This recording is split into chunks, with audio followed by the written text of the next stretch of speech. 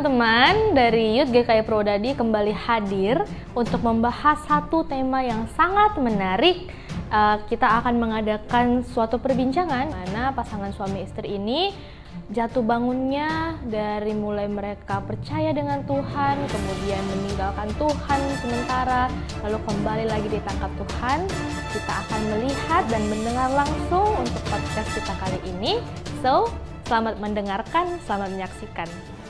Shalom teman-teman, kembali lagi di kanal YouTube GKI Purwodadi. Kali ini ada yang berbeda nih daripada biasanya. Kalau biasanya kita hanya menghadirkan renungan singkat, kali ini kita menghadirkan dua narasumber keren kita dalam acara podcast bersama Youth GKI Purwodadi. Nah, saya Angelika Chongesta kali ini akan menjadi moderator pada podcast kali ini dengan tema dimenangkan oleh Kristus dengan ayat bacaan Kisah Para Rasul Pasal 9, di mana Kisah Para Rasul ini menceritakan bagaimana Rasul Paulus yang awal mulanya tidak percaya akan Tuhan Yesus hingga kemudian dimenangkan oleh Tuhan dan menjadi berkat bagi banyak orang.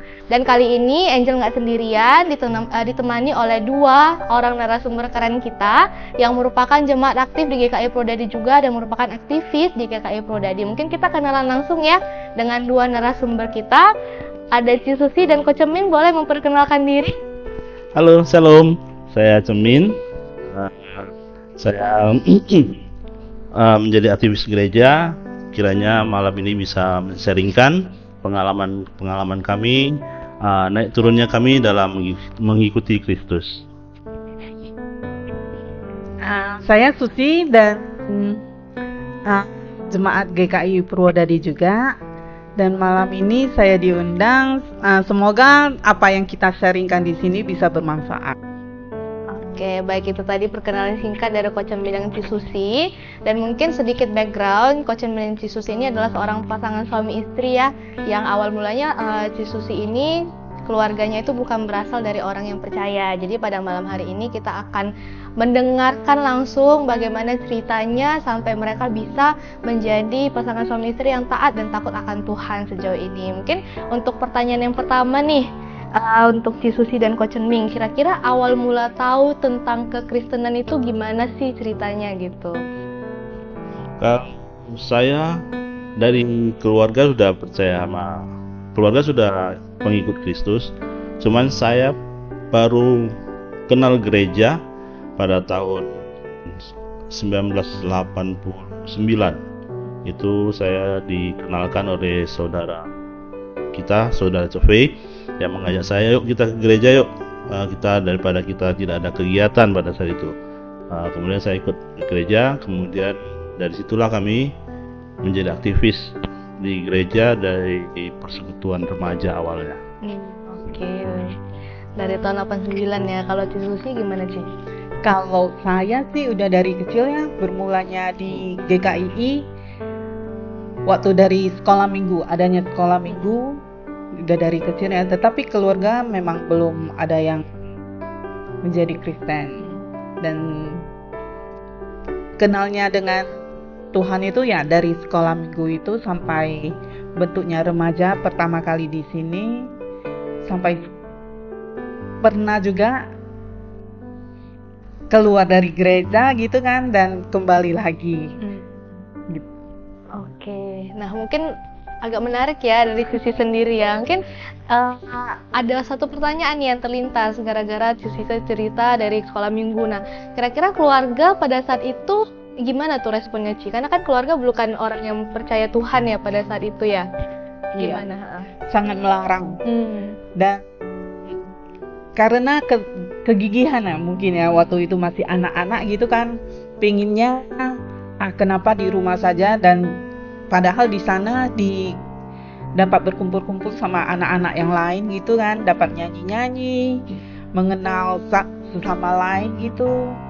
Jadi biarpun dilarang gitu, memang biarpun dilarang gitu kan, kadang sembunyi-sembunyi kita keluarnya, sampai ke gereja gitu kan. Nanti kalau udah sampai waktunya disuruh pulang ya pulang. Pokoknya kita tetap ya menjalani, menuruti apa kata orang tua gitu kan. Kamu nggak boleh bukan kayaknya nggak boleh, yang nggak boleh itu kita nggak turuti. Yang kita turuti jam berapa kamu harus pulang, udah ada di rumah, ya itu. Itu sampai ke pemuda remaja juga masih Iya, gitu ya, Ci? sampai pemuda remaja. Berarti memang gigih pengen ke gereja ya Iya. pada saat itu ya. Oke, menarik.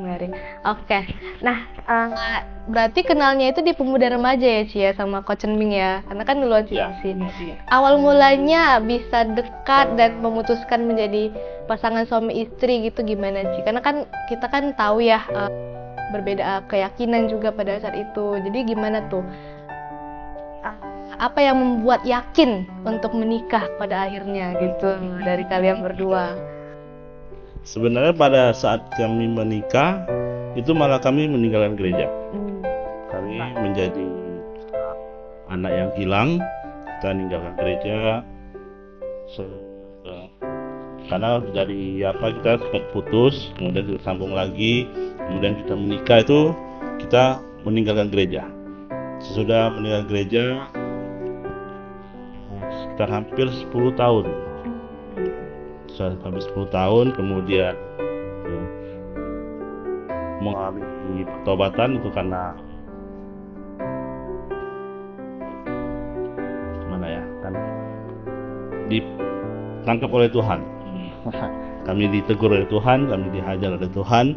Kemudian saya kembali lagi ke gereja sekitar tahun 2015 saya kembali ke gereja. Setelah sekian lama meninggalkan gereja, 2015 saya kembali ke gereja. Kemudian dari situlah awal, baru kemudian Susi ke gereja dan mengambil keputusan untuk dibaptis, dan itu biar Susi sendiri yang jawab. Boleh sih diceritakan sih. Ya, memang waktu meninggalkan gereja banyak teman-teman juga yang kenapa harus meninggalkan gereja gitu, sayang gitu. Dulunya kan memang aktivis yang sangat aktif gitu. Tiap kita dulu waktu remaja itu kan pulang sekolah nggak ada tempat di gereja, langsung pulang sekolah langsung gereja. Terus waktu pas mau balik itu kan saya ragu, karena saya udah lama meninggalkan gereja gitu kan. Kalau saya tiba-tiba ke gereja gitu perasaannya gak kasau. Soalnya kan teman-teman yang dulu udah banyak yang keluar gitu kan, keluar negeri, kerja kemana, nikah kemana gitu kan. Yang sekarang gitu kayaknya agak kurang kenal. Terus waktu saya balik itu kan mengikuti Cemin, pas hari itu aku ingat hari ibu ya. Hari ibu, terus ada teman yang Ibu Eni. Aku nggak mau lihat kamu kalau ada acara datang. Aku maunya kan tiap minggu kan kamu bisa datang gitu kan. Ya udah itu minggu besoknya, minggu selanjutnya gitu aku ikut lagi. Pas itu ada perjamuan kudus yang diadakan di gereja ini oleh pendeta Iwan Purnomo. Terus pas ada satu momen itu yang udah dibaptis boleh berdiri untuk menerima roti sama anggur gitu kan. Terus aku lihat yang lain berdiri semua, aku sendiri yang duduk. Agak lucu kan, aku sendiri yang duduk. Aku pikir nggak enak gitu. Terus ada satu kata dari Bapak Pendeta Iwan Purnomo gitu, katanya, ambil keputusan kamu sekarang, jangan sampai terlambat. Terus pas habis itu aku pulang, aku bilang sama dia, gimana kalau aku baptis saja? Aku mau baptis, aku bilang, daripada nanti terlambat gitu kan, nggak ada waktu lagi. Ya, terus Semin langsung bilang sama Karunia, katanya ini dia mau baptis gitu kan. Ya, langsung dikumpulkan beberapa orang gitu. Pas waktu itu kata mereka, aku dengar kan di gereja ini yang paling banyak ini 6 orang sekaligus gitu. Iya, Iya, bahkan termasuk kemarin. Angel ya. Iya. Iya, waktu itu ya itulah kembalinya aku ke gereja ini lagi. Menarik ya, jadi sempat hilang dulu, menjadi domba yang hilang, lalu ditangkap lagi oleh Tuhan, masuk ke gereja tahun 2015 berbarengan, dan puji Tuhannya Cisusi langsung memutuskan dibaptis gitu. Nah mungkin nggak semulus itu ceritanya, pasti ada tantangan gitu kan ya, yang awal mulanya dari sekolah minggu, bahkan sampai remaja, ditentang sama keluarga. Nah gimana pada akhirnya diperbolehkan gitu keputusan Cisusi untuk dibaptis, karena kan kemarin kalian pas menikah juga tidak langsung dibaptis dan kenal Tuhan gitu. Tantangannya apa kira-kira? Kayaknya tantangannya sudah dipermudahkan oleh Tuhan. Waktu itu kan saya memutuskan untuk baptis itu, aku nggak bilang sama orang tua lagi. Soalnya kan ya saya sudah menikah. Mungkin aku pikir aku udah menikah, aku bisa mengambil keputusan sendiri, bukan kayak dulu masih kecil harus masih bergantung sama orang tua, harus mendengarkan apa yang ini. Bukan karena saya harus saya menentang orang tua gitu, tapi ini mengambil keputusan yang benar gitu kan. Terus setelah sehari sebelum baptis, aku bilang sama papa, "Pak, aku mau baptis minggu ini." Aku bilang. Terus orang tua nggak ngomong apa-apa lagi, mereka mungkin udah pikiran terbuka juga, karena udah sekian lama saya melarang kamu, tetapi kamu tetap teguh gitu kan, mengambil apa, sampai suatu saat aku jadi terkejut. Ada satu minggu itu saya nggak ke gereja karena kurang enak badan gitu kan. Jadi papa saya, "Kenapa hari ini kamu nggak ke gereja?" Dari itu saya sudah, oh berarti papa udah terbuka hatinya. Iya benar-benar. Berarti Jadi dari larangan-larangan itu memang udah nggak ada sejak itu. berarti sudah diketuk Tuhan lah ya pintu hati dari orang tua Cisusi juga, jadi dipermudahkan sampai ke proses baptis, puji Tuhan. Oke, mungkin 2 pertanyaan terakhir ya, Ci dan Ko juga. Mungkin apa sih ayat firman Tuhan yang menjadi penguat atau menjadi pegangan sampai sejauh ini gitu? Kalau ayat sih saya nggak ada, cuman yang terlintas dalam pikiran itu yang kisah yang diceritakan Tuhan Yesus, itu yang kisah dalam anak yang hilang. Anak yang hilang. Karena dari waktu di remaja, kami waktu itu masih dalam sistem PA, itu pernah perumpamaan ini diberikan pada kami supaya kami kembangkan lagi ayat ini dalam kumpulan PA itu. Dan kemudian pada saat itu saya pikir ini kan hanya sebuah perumpamaan gitu loh, tapi kemudian kejadian itu benar-benar nyata. Tuhan tunjukkan pada saya bahwa inilah perumpamaan yang kuberikan padamu dan kamu jalani. Dari situ saya baru kembali kepada Tuhan. Jadi saya hanya pegang saya itu anak yang hilang itu. Anak yang hilang, perempuan anak yang hilang. Oke. Kalau Cisusi gimana sih? Aku kayaknya yang tadi aku tanya sama Contoh Novin, ayat ini ayat yang mana gitu kan.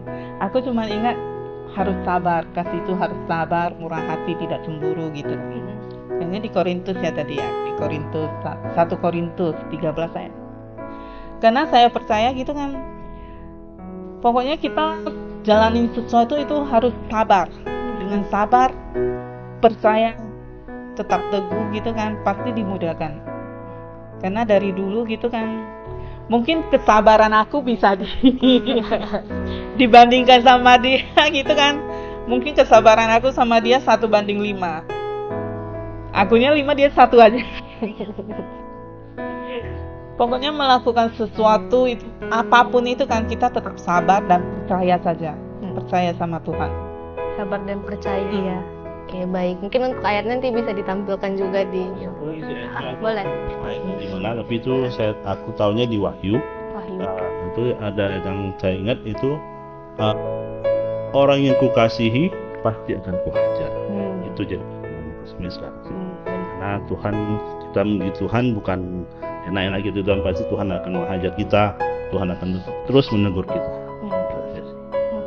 Berarti dari Coach Ming tadi perumpamaan anak yang hilang, dan dari Wahyu kalau orang yang dikasih Tuhan pasti akan Tuhan hajar dengan cara Tuhan sendiri. Dari Susi tadi, kasih itu harus sabar, murah hati, tidak cemburu gitu ya, biar kita selalu diajarkan.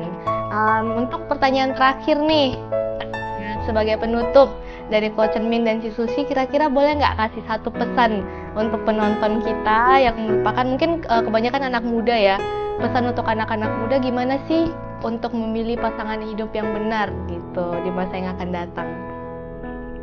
Sebenarnya memilih pasangan sih tergantung dari hati sih ya. cuman pernah kami ikut dalam retreat itu, dan di renungan daripada pendeta itu masalah percintaan juga kalau nggak salah. Itu yang harus kita tahu itu adalah memberi dan menerima. Jadi kita memberi apa yang kita bisa, menerima apa yang ada dari pasangan kita gitu. Jadi tidak ada yang harus kita beda-bedakan gitu. Dan yang paling utama yaitu sering juga waktu awal-awal kami pacaran itu sering kami buatkan dalam doa. Tapi oleh karena naik turunnya tuh kami meninggalkan gereja juga sih. Tapi puji Tuhan kami boleh disatukan oleh Tuhan kembali, dan kami boleh sama-sama percaya pada Tuhan dan melayani Tuhan. Oke, amin. Oke, haleluya, puji Tuhan. Paling kalau pesan-pesan aja ya, pesan-pesannya gitu, tetap berdoa, tetap sabar dan tetap percaya, itu aja. Oke, intinya itu didoakan ya. Dalam memilih pasangan itu hidup kita perlu mendoakan, menyerahkan semuanya kepada Tuhan. Terus dari pesan Coach Ming tadi juga harus take and give, jadi saling memberi dan saling menerima, tetap percaya dan tetap berserah kepada Tuhan intinya. So itu aja untuk podcast kita yang sangat insightful ya, banyak banget insight-insight menarik juga, kisah-kisah dari aktivis gereja GKI Prodadi dari Coach Ming dan si Susi. Semoga untuk penontonnya dapat menerima apa yang hendak kami sampaikan, apa yang hendak Tuhan sampaikan melalui podcast ini, dan kita semua dapat memetik pelajaran bahwa kita sebagai orang yang dikasih Tuhan pasti akan Tuhan hajar dan Tuhan tunjukkan jalan untuk tetap kembali kepada Tuhan sejauh apapun kita melangkah pergi jauh dari Tuhan.